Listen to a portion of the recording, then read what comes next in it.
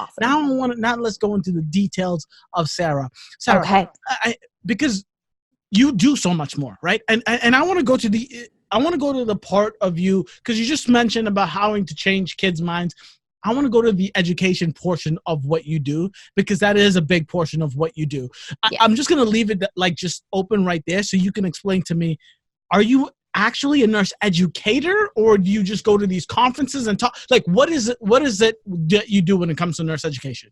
So I have a business called New Thing Nurse, and it's a business platform, blog, social media thing, anyways, that I use to really try to advocate and foster change in nursing and healthcare. I do that in a bunch of different ways, and one of it is kind of an unorthodox approach to nursing education. So I do a lot of speaking events, and there's a lot of topics that I touch on. And I love my most recent thing that I'm really loving speaking on. I just spoke at the Emergency Nurses Association National Conference in Austin, Texas, like last week, about nurse mental health and how nursing impacts us as trauma nurses. And I love speaking about nurse wellness in general, burnout prevention, things like that. I also touch on workplace violence because I work with the Raise Your Hand campaign, which is a nurse-driven, led campaign organization that increases awareness of the violence we face in the workplace as nurses and healthcare staff. And then I do a lot of pediatrics and emergency nursing topics and stuff like that too. So what are we talking about? New Thing Nurse. So New Thing Nurse is an organization that goes out there, and we're trying to take all the nurses who are like burnout, crusty, salty, maybe don't know how to get to their next new thing. We identify the barrier and we figure out how to go over it. It's me and a few other really awesome people that I collaborate with.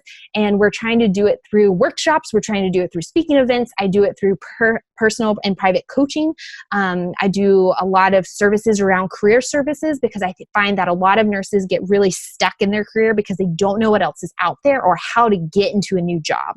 Maybe they want a new specialty. Maybe they want a new role. Maybe they want to go back to school, but they haven't had to do that. They haven't had to apply in 15, 20, 30 years, or they're brand new and don't know how to do it. So I do a lot of stuff with resume prep, interview coaching, and all those kind of things.